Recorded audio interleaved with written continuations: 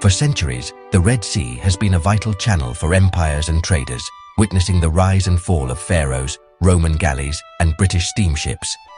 But today, a new power game is unfolding on its waters. The old guardians, mainly the US and Europe, are no longer the only major players. Rising powers from the East and Middle East are rewriting the rules of maritime control and influence. This isn't just a regional shift, it's a global one. The Red Sea connects the Mediterranean to the Indian Ocean, impacting oil prices, global trade, and political stability worldwide. Traditional powers once set the terms, but that order is being disrupted. New actors are building ports, establishing bases, and forging alliances, resetting the chessboard. The urgent question: who will shape the Red Sea's future? Will it be a zone of cooperation or a battleground of rivalries? The Red Sea now mirrors a larger global power shift, with China, the UAE, Turkey, and others on full display. Understanding their moves is key to understanding the 21st century world. The old certainties are dissolving, replaced by a complex, dynamic reality. The quiet waters of the Red Sea are growing louder every day.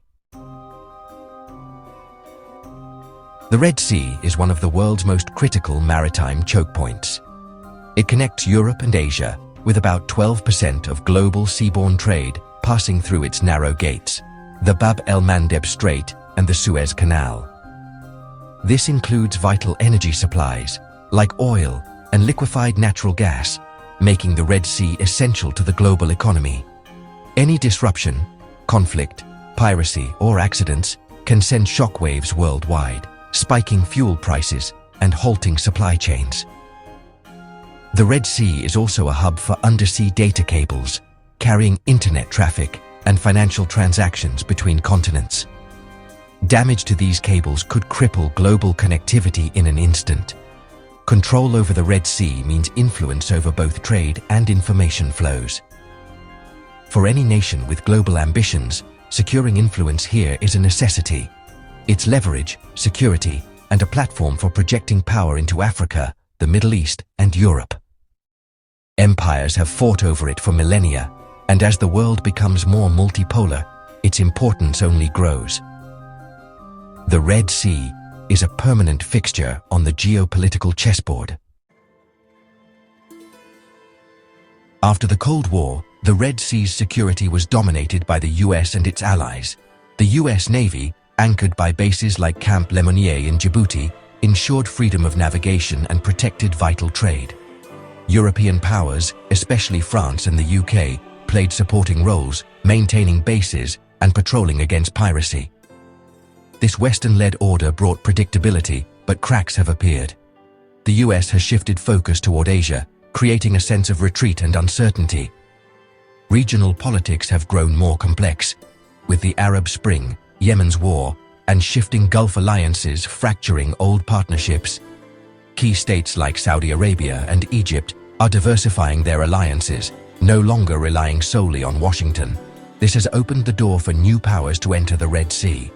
The old guards remain, but their ability to set the agenda is fading.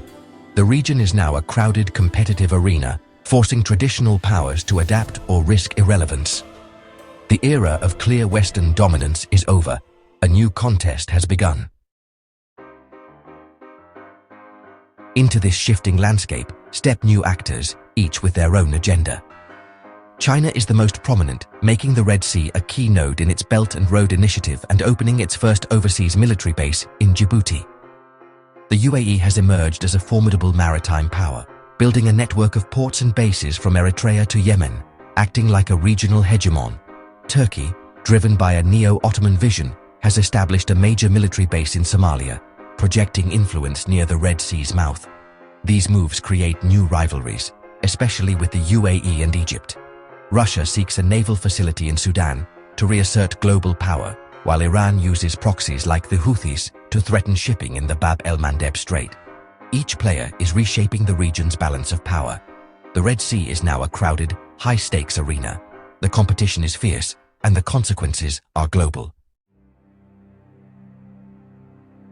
The motives of these new players are a mix of economics, security, and ideology.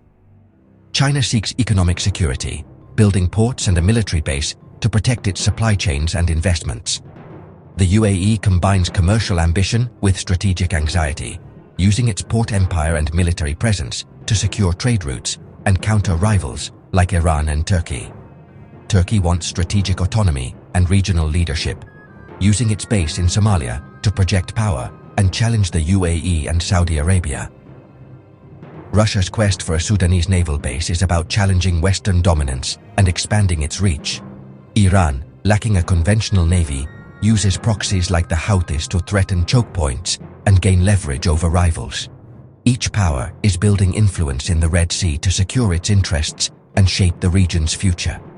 The competition is not just about territory, it's about control over trade, security, and ideology. The stakes are high and the ambitions are global. The Red Sea is now a battleground for the world's next great game.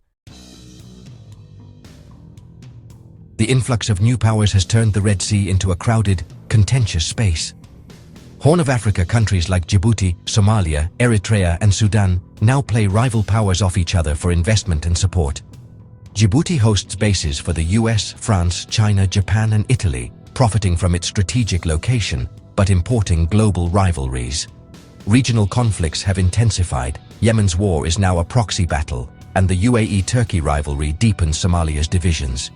Even landlocked Ethiopia is drawn in, seeking port access and raising tensions with Somalia over Somaliland. The old powers, especially the US, are trying to re-engage, but must now negotiate and compete rather than dictate terms. The diplomatic environment is more complex than ever. The Red Sea's local politics are now inseparable from global rivalries. Stability is fragile, and the risks of escalation are real. The region is a microcosm of the world's new multipolar order. The Red Sea's future will be shaped by three key trends. First, the military build-up rival powers' bases and patrols raise the risk of accidental clashes and escalation. Second, the battle for infrastructure control over ports, railways, and pipelines will determine long-term influence and economic dependency. Third, the fate of fragile coastal states. Instability in Yemen, Sudan, and Somalia invites external interference and fuels extremism. Outside competition often worsens these problems, not solves them. A genuine international effort to stabilize these nations is essential for maritime security. The era of unchallenged Western primacy is over.